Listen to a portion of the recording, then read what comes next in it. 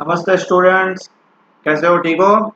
तो finally chapter 3 को आज हम खत्म करते हैं, उसकी एक्सरसाइज सॉल्व कर लेते हैं ताकि ये चैप्टर खत्म हो। उसके बाद नेक्स्ट लेक्चर में हम चैप्टर 4 स्टार्ट करेंगे। ठीक है, सो आज हमको एक्सरसाइज स्टार्ट करनी है। सबसे पहला क्वेश्चन लेते हैं। देखो क्या दिया हुआ है। The storage battery of car has an EMF of 12 volt. EMF कितने वोल्ट का है? 12 वोल्ट का। ठीक है, एंड इंटरनल रेजिस्टेंस कितने का है? 0.4 ओम का। What is the maximum current? अब देखो एक बात याद रखने की, फॉर मैक्सिमम करंट आपको एक चीज हमेशा दिमाग में फिट हो जानी चाहिए। For maximum current that is I max, उसके लिए कैपिटल आर हमेशा क्या होना चाहिए? जीरो।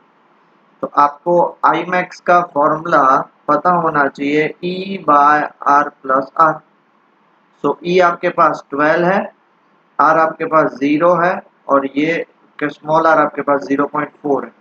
तो इसको आप सॉल्व करोगे तो कितना आएगा? 12 अपॉन 0.4। तो 12 अपॉन 4 इंटू 10। तो देयरफॉर आई मैक्स आपका क्या हो जाएगा? 30 ampere.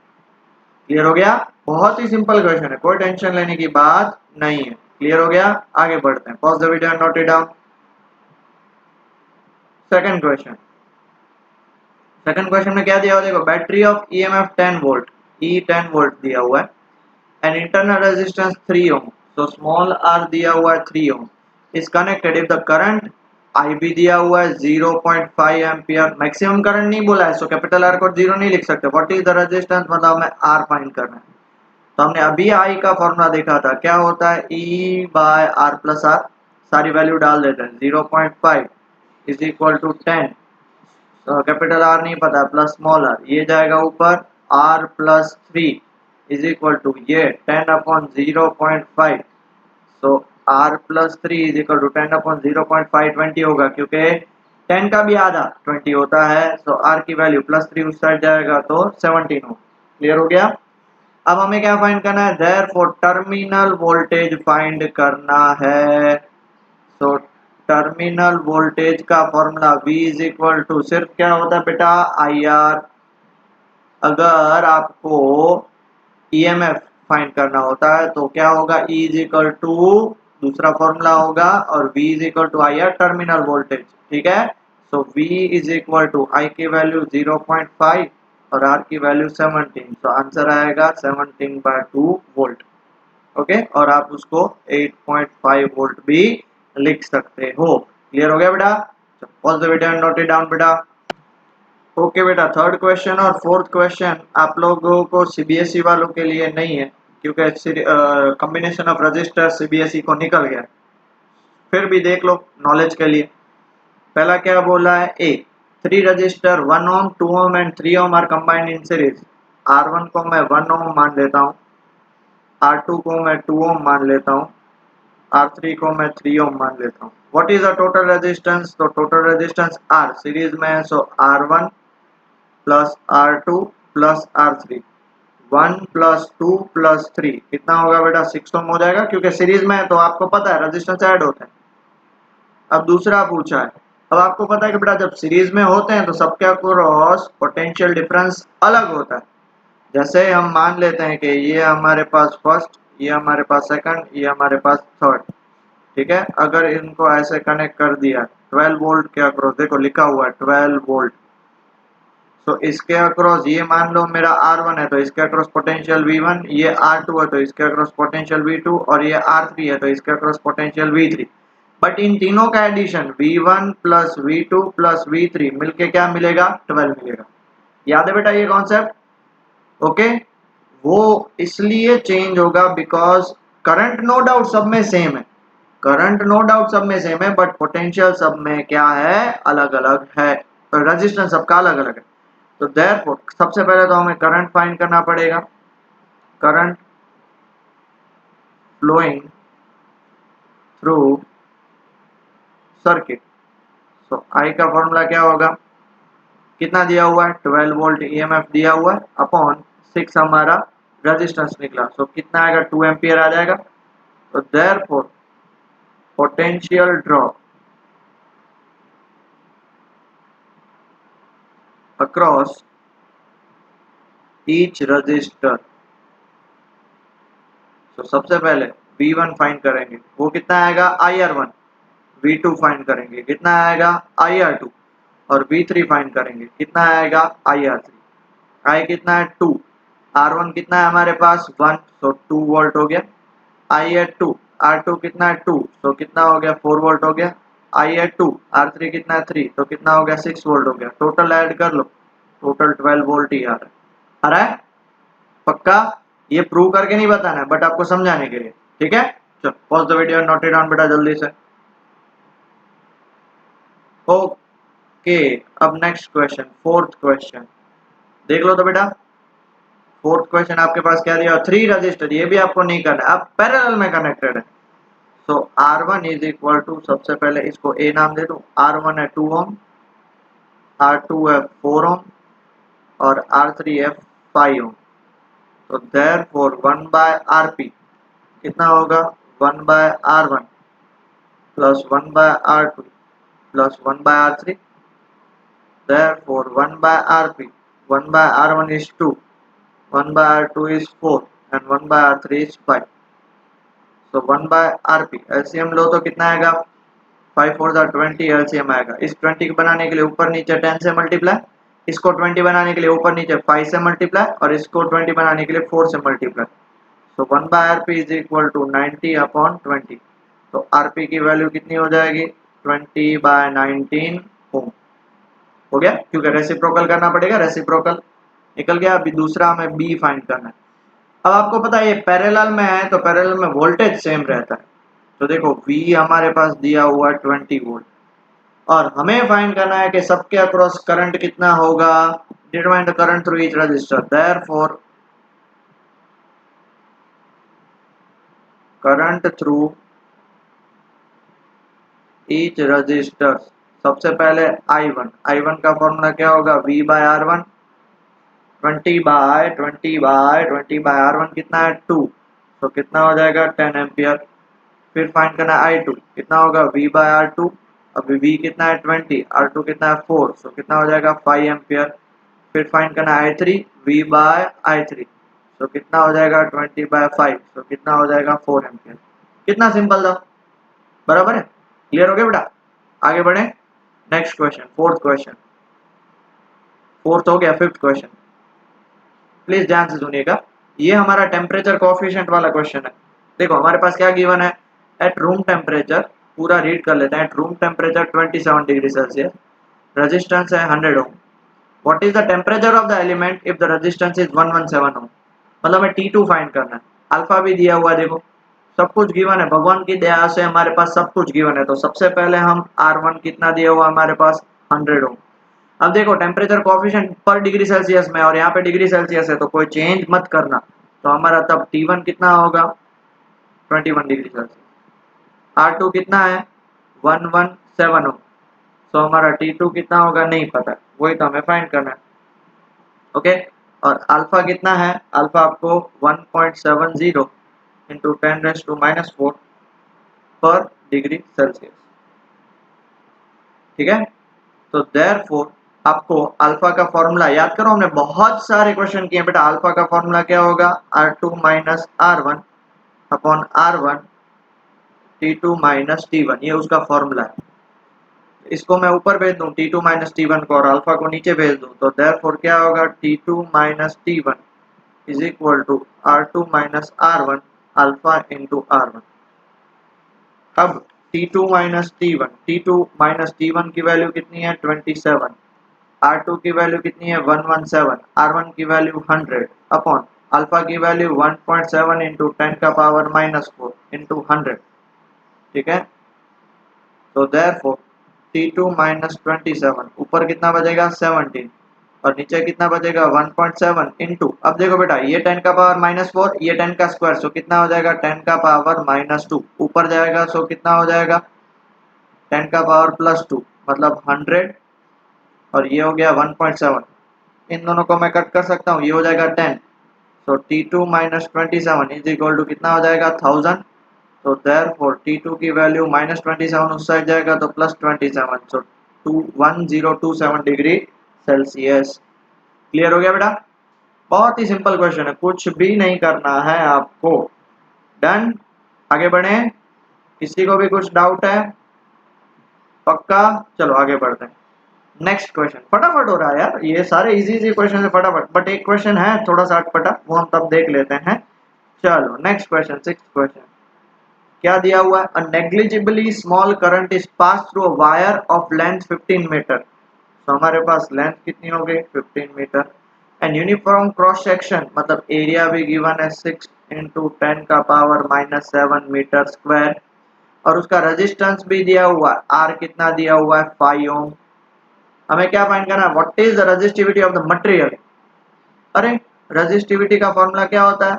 Row is equal to, sir रो का फॉर्मूला तो नहीं पता है, चलो मान लेते हैं मुझे भी नहीं पता, जस्ट मान लेते हैं। तो आपको आर का फॉर्मूला तो पता है, रो एल बाय ए। तो देयरफॉर रो का फॉर्मूला क्या होगा? R A by L. आपके पास आर दिया हुआ है 5, ए दिया हुआ है देख लो 6 इंटू 10 का पावर -7 अपॉन एल दिया हुआ है 15। So rho is equal to 5 6 are 30 upon 15 into 10 का पावर -7। So rho की वैल्यू 2 into 10 का पावर -7 ओम मीटर। ऐसा यूनिट लिखना है बेटा, वरना बहुत ही प्रॉब्लम पड़ेगा। तो ये रेजिस्टिविटी निकल गई। क्लियर हुआ? जल्दी से pause the video and note it down बेटा। चलो नेक्स्ट क्वेश्चन, वापस बढ़िया सा क्वेश्चन है। क्या दिया हुआ? Silver wire has a resistance 2.1 ohm at 27.5 degree Celsius. मतलब R1 है 2.1 ओम, एट T1 है 27.5 degree Celsius, and resistance R2 है 2.7 ओम, एट T2 है 100 डिग्री सेल्सियस। हमें क्या फाइंड करना है? हमें फाइंड करना है अल्फा। अभी हमने अल्फा का फॉर्मूला देखा, बताओ तो बेटा अल्फा का फॉर्मूला क्या होगा? जल्दी से, R2 minus R1 upon R1 T2 minus T1। सारी वैल्यू डालते जाए बेटा। R2 की वैल्यू 2.7 माइनस 2.1 अपॉन 2.1, T2 की वैल्यू 100 माइनस 27.5 डिग्री सेल्सियस। ठीक है, तो 2.7 माइनस 2.1 कितना होगा? 0.6 अपॉन 2.1, और इन दोनों को आप मल्टीप्लाई करोगे तो कितना आएगा? 72.5 डिग्री सेल्सियस। मल्टीप्लाई नहीं करना, एक्चुअली माइनस करना है। सो कितना आएगा? 72.5। ओके, ये दोनों हट जाएंगे, सो अल्फा की वैल्यू 6/21, 6/21, और वो भी 3 से कट होंगे, सो 2/7 इंटू 72.5 कितना होगा बेटा? 72.5 डिग्री सेल्सियस। मुझे जल्दी से इसका कैलकुलेशन करके बताओ, जल्दी से पॉज द वीडियो और जल्दी से कैलकुलेशन करो। हाँ, अब जिनका आंसर 0.00394 पर डिग्री सेल्सियस आ रहा है वो सही। डन? श्योर? आगे बढ़े? पक्का? चलो pause the video and note it down. Okay, अब नेक्स्ट क्वेश्चन 8, थोड़ा सा बड़ा सा क्वेश्चन है, ध्यान से सुनना। A heating element using nichrome is connected to a 230 volt power supply. मतलब V हमारे पास दिया हुआ है 230 वोल्ट। मुझे पता नहीं है, ऐसे क्वेश्चन हमने शायद आगे प्रैक्टिस में करे हैं, नहीं करे हैं तो अच्छी बात है, करे होंगे तो वापस रिपीट हो जाएंगे। Draws an initial current of 3.2 ampere, मतलब I1 इनिशियल 3.2 एम्पियर ला रहा है, which settles after a few second. हाँ, ये शायद क्वेश्चन किया हुआ है। थोड़ी देर के बाद I2 कितना हो जा रहा है? 2.8 एम्पियर हो जा रहा है। Okay, what is the steady state temperature of the heating element if the room temperature. मतलब हमारे पास T1 गिवन है, हमारे पास T1 कितना गिवन है? 27 डिग्री सेल्सियस गिवन है, और हमें क्या फाइंड करना पता? T2 फाइंड करना है। ओके, और अल्फा भी गिवन है, देखो तो अल्फा कितना गिवन है? 1.7 इंटू 10 का पावर -4 पर डिग्री सेल्सियस। अब हमारे पास R1 नहीं है, तो R1 का फॉर्मूला क्या होगा? V bye I1। V है 230 अपॉन 3.2। चलो इसको कैलकुलेशन करके बताओ जल्दी से। जिनका आंसर 71.875 ओम आया वो सही है। Next R2 V by I2। चलो जल्दी से बताओ, V हमारा कितना है? 230, और I2 कितना है? 2.8। सो 230 बाय 2.8 कैलकुलेशन करके बताओ कितना आएगा बेटा? ओके 82.143 ओम। देन R1 R2 दोनों मिल गए। अब हमें क्या फाइंड करना है, हमें फाइंड करना है अल्फा। ठीक है, तो अल्फा का फॉर्मूला क्या होगा, R2 minus R1 upon R1 T2 minus T1। हमें अल्फा एक्चुअली फाइंड ही नहीं करना, हमारे पास अल्फा गिवन है, तो ये इसको मैं ऊपर लेके जाऊंगा, तो therefore T2 minus T1 is equal to R2 minus R1 into alpha R1। यहाँ पे सब चीजें गिवन है। ठीक है, सो T2 माइनस T1 गिवन है 27, R2 कितना गिवन है जल्दी से बताओ 82.143 माइनस R1 कितना गिवन है 71.875 अपॉन अल्फा कितना गिवन है 1.7 इंटू 10 का पावर माइनस 4 इंटू R1 कितना गिवन है 71.875। क्लियर हो गया। सो T2 माइनस 27 इन सब का पहले माइनस करके बताओ कितना आएगा, माइनस करोगे तो आंसर आएगा 10.268। ये 10 का पावर माइनस 4 ऊपर जाएगा तो क्या हो जाएगा 10 का पावर 4, नीचे क्या रहेगा 1.7 इंटू 71.875। क्लियर हो गया। तो हमें क्या फाइंड करना है T2 माइनस T7, इन सब का कैलकुलेशन करके बताओ बेटा कितना आएगा। पॉज द वीडियो जल्दी से करके बताओ। हाँ, जिन्होंने पॉज करके कैलकुलेशन किया कॉन्ग्रेचुलेशन, अगर ये आंसर आया आपका तो, और जिन्होंने नहीं किया वो बैठे रहो मेरी तरह डायरेक्ट छापते रहो। -27 उस साइड जाएगा तो कितना आएगा 867.35 डिग्री सेल्सियस। ये आपका सही आंसर है। ओके पक्का। Okay pause the video and note it down बेटा जल्दी से। डन। अब मोस्ट आईएमपी क्वेश्चन। ठीक है, ये देखो determine the current in each branch, A B में कितना, बी सी में कितना, एडी में कितना और डीसी में कितना। अब ध्यान से सुनना, ये बैलेंस बिट ऑन बिट नहीं है 10/5 और 5/10।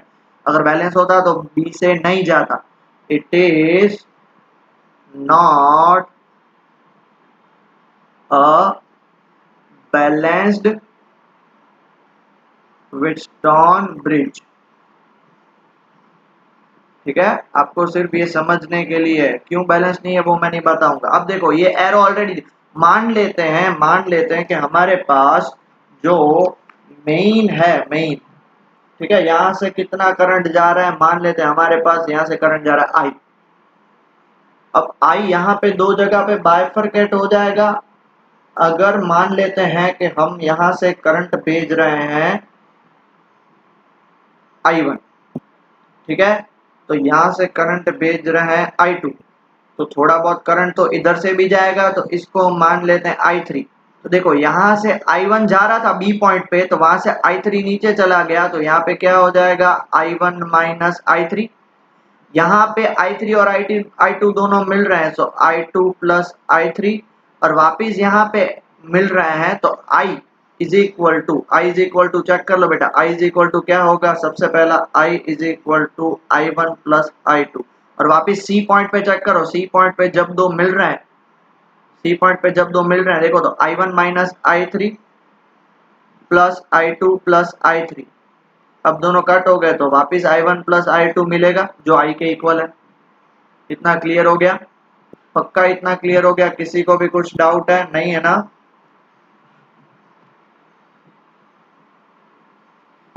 ठीक है, तो हम आगे बढ़े अभी, चलो हम आगे बढ़ते हैं। वीर तुम बड़े चलो, धीर तुम बड़े चलो, चलो चलो चलो चलो आगे बढ़ते हैं।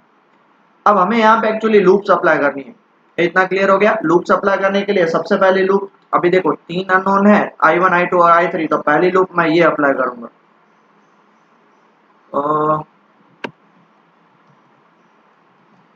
कलर दूसरा ले लेते हैं ताकि आपको ग्रीन कलर देते हैं। ये मेरी पहली लूप I1, ये मेरी दूसरी लूप I2 और ये मेरी तीसरी लूप, लूप 3। सबसे पहले मैं लूप करूंगा इन लूप। कौन सी लूप अप्लाई करेंगे, ए बी और इसका नाम डी है। हाँ बेटा, ये यहाँ पे दिया नहीं हुआ है, ये एक्चुअली डी है आपका, ठीक है, ए बी डी है। हाँ, तो in loop A B D है। ओके, अगर हम बात करते हैं तो चेक करो बेटा, ये करंट इस साइड जा रहा है और हमारा डायरेक्शन अपोजिट साइड है, तो दोनों क्या हो जाएंगे, पॉजिटिव हो जाएंगे। सो क्या आएगा 5I2। हमारा लूप का डायरेक्शन ए टू बी है और करंट भी ए टू बी जा रहा है, मतलब क्या हो जाएगा -10i1। लूप का डायरेक्शन बी डी है और करंट का डायरेक्शन भी बी डी है, तो क्या हो जाएगा -5i3 और आंसर आ जाएगा 0। अब इसमें से आप 5 कॉमन निकाल सकते हो या फिर एज इट इज रख सकते हो। अभी देखो i1 को हम पॉजिटिव रखते हैं बिकॉज पहला टर्म है, तो बाकी सबको उस साइड लेके जाओ। So 10i1 -5i2 plus 5i3 is equal to 0। इसको नंबर 1 करके छोड़ दो। ठीक है, अब दूसरी लूप कौन सी? In loop BCDB। BCDB मतलब ये दूसरी लूप। चेक करो तो क्या होगा। अब हमारे लूप का डायरेक्शन B2C है और करंट का भी डायरेक्शन B2C है, तो क्या होगा 5 वो भी -i1 -i3। लूप का डायरेक्शन C2D है, करंट का डायरेक्शन D2C है, मतलब आएगा +10i2 +i3। लूप का डायरेक्शन D2B, करंट का डायरेक्शन B2D, मतलब +5i3 इज इक्वल टू 0। ठीक है, पक्का। बाकी सबको उस साइड लेके जाते हैं, तो क्या हो जाएगा, ये माइनस उस साइड जाएगा तो 5i1 -i3, ये +10 उस साइड जाएगा तो -10i2 +i3 और +5i3। एक काम करें, तो क्यों हमें इतना लंबा चौड़ा स्टेप खींचना है, हम पहले सॉल्व कर लेते हैं, उसके बाद दूसरी साइड ट्रांसफर कर जाएंगे। चलो ब्रैकेट ओपन करो, -5i1 +5i3 +10i2 +10i3 +5i3 is equal to 0। अब देखो -5i1 5i3 +10i3 +5i3 मतलब ओके, +10i2 पहले लिख लेते हैं और फिर +20i3 इज इक्वल टू 0 हो गया।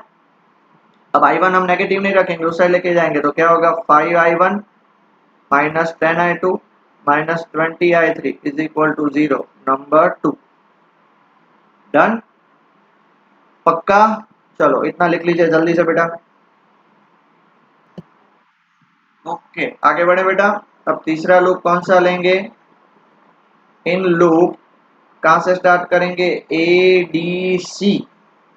ADC फिर वापस बैटरी आएगी, तो बैटरी को ओके इसको हम नाम दे देते हैं ताकि आपको कंफ्यूजन क्लियर हो जाए। F और इसको नाम देते हैं G।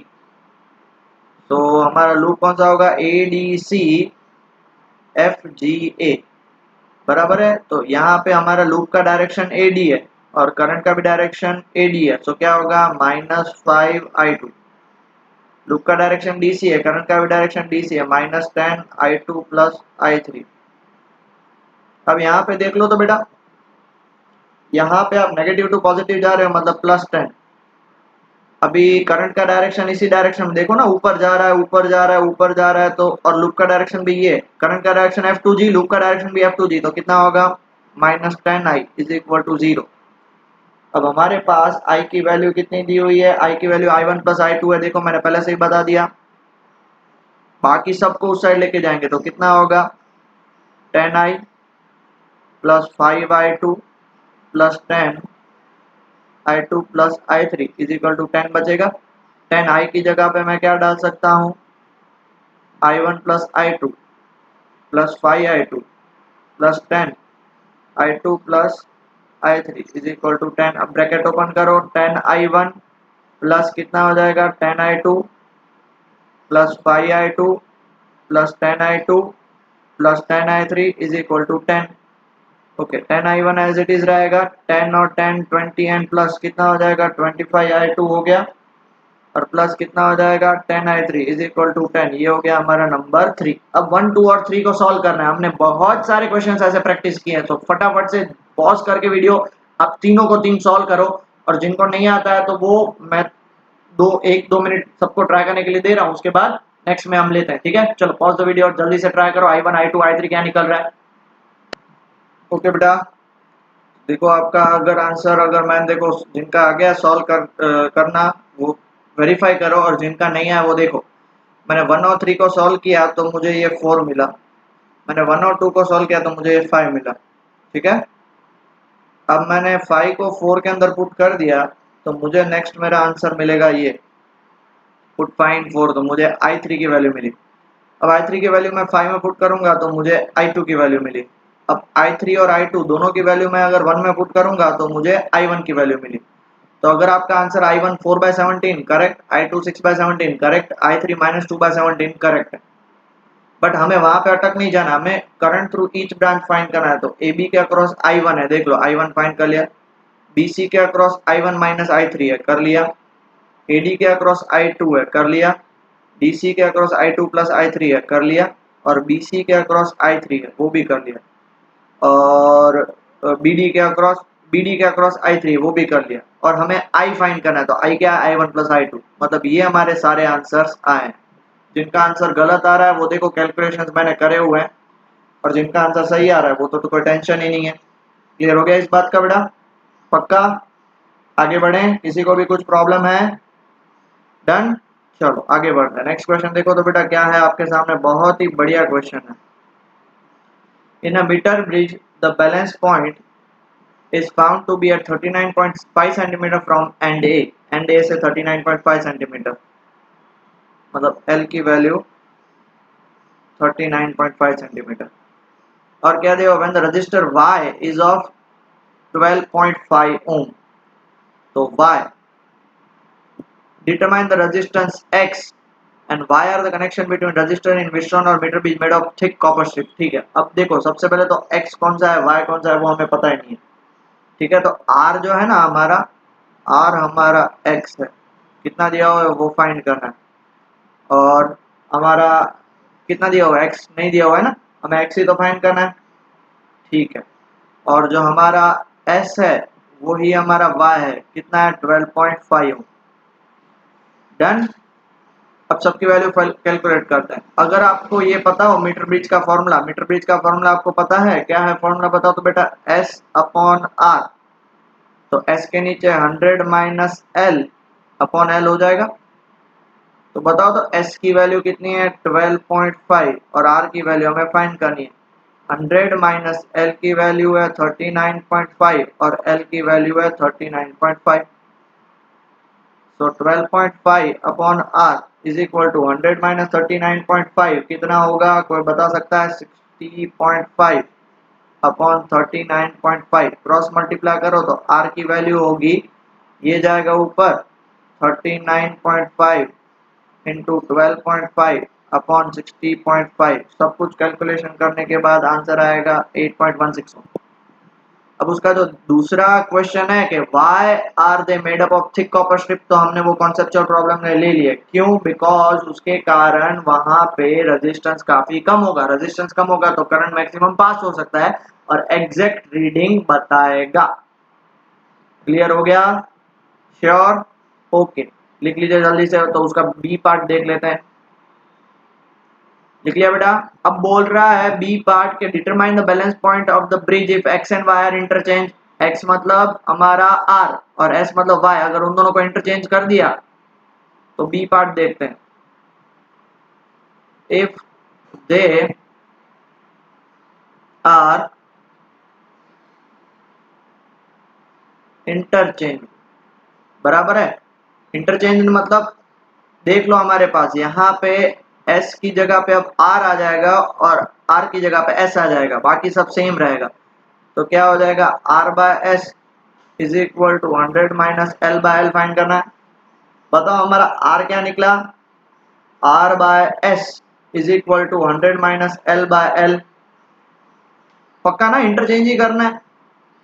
तो देखो सिंपल सी बात है कि अब ये जो S है वो R की जगह पे आ जाएगा, R है वो S की जगह पे आ जाएगा। क्लियर हो गया? क्लियर हो गया? पक्का? श्योर? डन। तो अब कैलकुलेशन करते हैं सारा, चलो कैलकुलेशन करेंगे। तो क्या हो जाएगा, R की जगह पे क्या आ जाएगा बेटा, R की जगह पे चेक करो, R की जगह पे आ जाएगा 8.6 हमारा निकला। S हमारा क्या है 12.5, इंटरचेंज कर दिया 100 माइनस L अपॉन L। तो इसको मैं ऐसे लिख सकता हूँ 8.16 upon 12.5 is equal to 100 by L minus 1। ठीक है, ये कैलकुलेशन काफी लेंदी हो जाएगा, एक शॉर्ट तरीके से हम करते हैं। ठीक है ना, चलो स्टार्ट करते हैं। अब इसको कैलकुलेशन कैसे करना है, तो 12.5 को मैं ऊपर लेके जाऊंगा।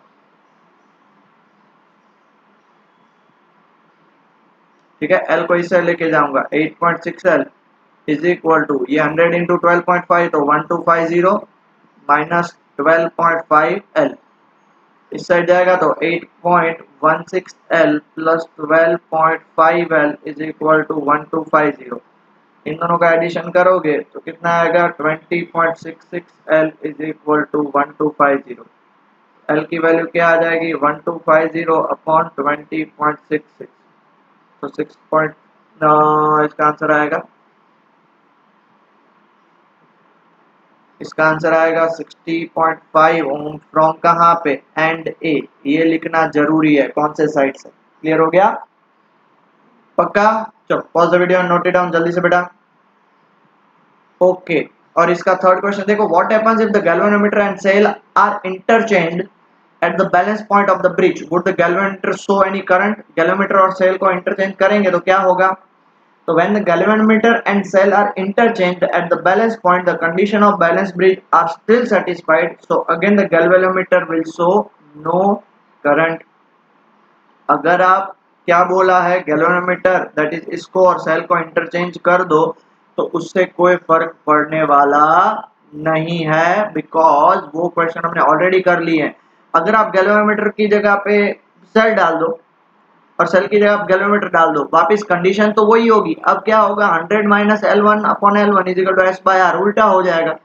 बट है तो बैलेंस व्हीटस्टोन ब्रिज ही ना, उसमें कोई फर्क नहीं पड़ेगा, कोई फर्क नहीं पड़ेगा। ये चीज आपको प्रैक्टिकली जब आप स्कूल में जाओगे तब पता चलेगा अच्छे से। क्लियर हो गया? चलो अच्छे से आप लिख लेना कि भाई कोई फर्क नहीं आएगा। Okay done. नेक्स्ट क्वेश्चन की तरफ आगे बढ़ते हैं। नेक्स्ट क्वेश्चन देखो क्या दिया हुआ है हमारे पास 11th answer.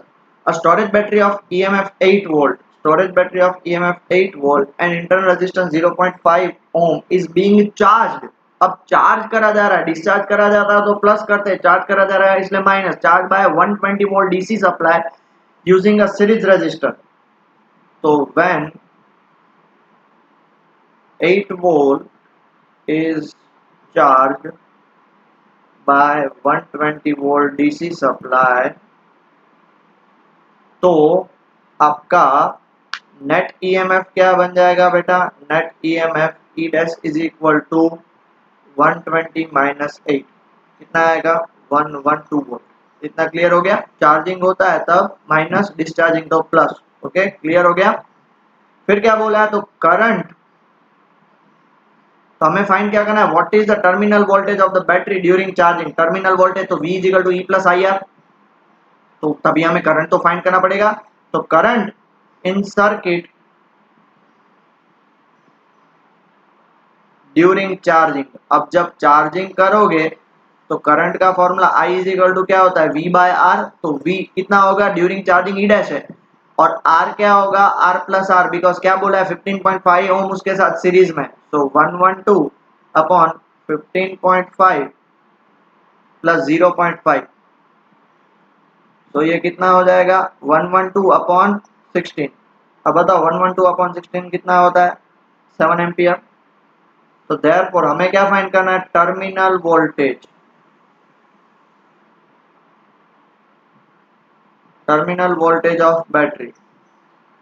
बताओ टर्मिनल वोल्टेज का formula V is equal to E minus I R होता है, ये आप भी जानते हो, बट ये कब होता है, ये होता है डिस्चार्जिंग के वक्त, और चार्जिंग के वक्त क्या होगा V is equal to E plus I R. तो क्या होगा V is equal to E plus I R. तो E कौन सा, बैटरी का, बैटरी की बात। अब आप बोलोगे सर 120 से तो उसे चार्ज कर रहे हैं, तो अब हमें तो बैटरी के बीच की बात करनी है। तो 8 प्लस I कितना है 7 और R कितना है 0.5, सो 8 प्लस 3.5 सो कितना आएगा 11.5 वोल्ट।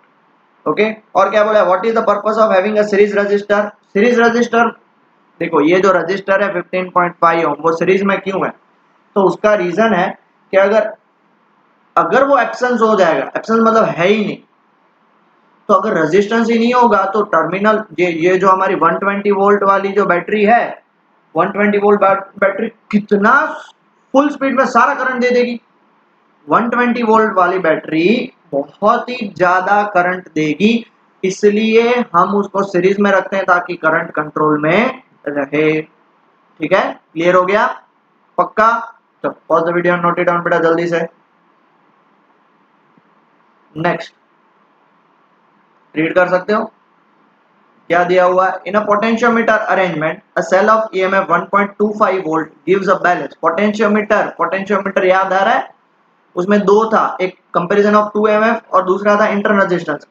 तो यहाँ पे क्या बोला है कि जब E1 कितना दे रहा है 1.25 वोल्ट, कब? जब बैलेंस पॉइंट उसका है 35।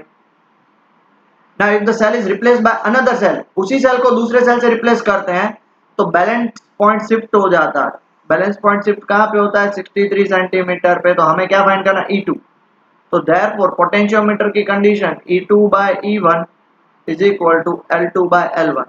तो E2 is equal to L2 by L1 into E1। L2 कितना है? 63, L1 है 35 और E1 है 1.25। ये दोनों आप 7 से कट कर सकते हो तो 9/5, इसको आप कट कर सकते हो 0.25। सो 9 इंटू 0.25 कितना होगा? 2.25 वोल्ट। आगे आंसर? किसी को भी कुछ प्रॉब्लम बेटा नहीं है ना? चलो पॉज द वीडियो, जल्दी से नोट डाउन कर लो। और लास्ट क्वेश्चन, उसके बाद एडिशनल एक्सरसाइज स्टार्ट हो रही है जो हम अभी नहीं देख रहे हैं। अब ये लास्ट क्वेश्चन एग्जांपल 3.1 जैसा है। तो स्टार्ट करते हैं। क्या दिया हुआ है कि the number density of free electrons in a copper conductor estimated in example 3.1। हमें n निकाल लिया। n कितना है हमारे पास? 8.5 into 10⁻28 per meter cube. How long does an electron take to drift from one end of a wire?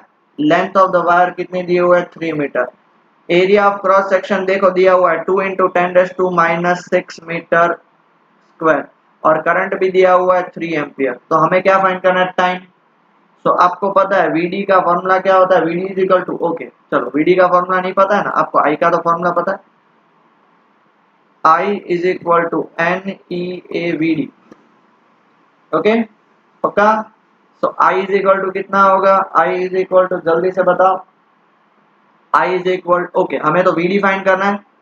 I की value दी हुई है हमारे पास, हमें तो VD फाइंड करना है। तो VD इज इक्वल टू क्या हो जाएगा इससे? I by NEA। तो VD I कितना है? 3, N कितना है? 8.5 इंटू 10⁻28। 10⁻28। E कितना होता है? E की वैल्यू सबको पता होनी चाहिए बेटा। E इज 1.6 इंटू 10⁻⁻19 और A 2 इंटू 10⁻⁻6। तो VD कितना होगा? 3 अपॉन, सबसे पहले देखो 8.5 इंटू 1.6 इंटू 2। अब देखो -19 और -6 -25 और यहाँ पे आ जाएगा तो 10⁻³ बचेगा। ये 10⁻³ ऊपर गया, ये 10⁻³ है ना। तो एक काम करो, इसको आप क्या लिख सकते हो? 1000 लिख सकते हो। तो 3 अपॉन 1000 ऊपर ही भेज देते हैं चलो ना, इंटू 1000। तो 8.5 इंटू 1.6 इंटू 2। तो VD आपका कैलकुलेशन करने के बाद कितना आएगा? VD आया अगर 1.1 इंटू 10⁻⁻4 मीटर पर सेकंड। तो हमें क्या फाइंड करना है? हमें टाइम फाइंड करना है। VD मतलब स्पीड मिल गई, टाइम का फॉर्मूला डिस्टेंस अपॉन स्पीड, और डिस्टेंस मतलब एक एंड से दूसरे एंड जाना है तो कितना होगा? 3 मीटर दिया हुआ है और 1.1 इंटू 10⁻⁻4। तो टी का फॉर्मूला ऊपर जाएगा तो कितना हो जाएगा? ये 10⁻4 ऊपर जाएगा तो 3 बाय 1.1 इंटू 10⁻4। अगर आप कैलकुलेशन करोगे तो इसका आंसर आएगा 2.73 इंटू 10⁻4 सेकेंड। और अगर आपको इसको आवर्स में कन्वर्ट करना है तो 7.57 आवर्स लगेंगे। सो फाइनली हम यहाँ पे एक्सरसाइज और थर्ड चैप्टर को खत्म कर रहे हैं। आई होप ये क्वेश्चन आपको समझ में आ गया होगा। कुछ भी नहीं है, सारे वैल्यूज डालने हैं। फिर भी किसी को डाउट हो तो मुझसे आप डाउट में पूछ सकते हो, मेरे नंबर आपके पास है। Okay, please pause the video and note it down. So finally बेटा यहाँ पे हमारा ये टॉपिक खत्म होता है। आई होप आप सब लोगों को ये चैप्टर अच्छे से क्लियर हो चुका है। नेक्स्ट लेक्चर में हम चैप्टर 4 स्टार्ट करने जा रहे हैं। अच्छे से पढ़ाई करें, दिल लगा के पढ़ाई करें, ध्यान से पढ़ाई करें। Okay, take care.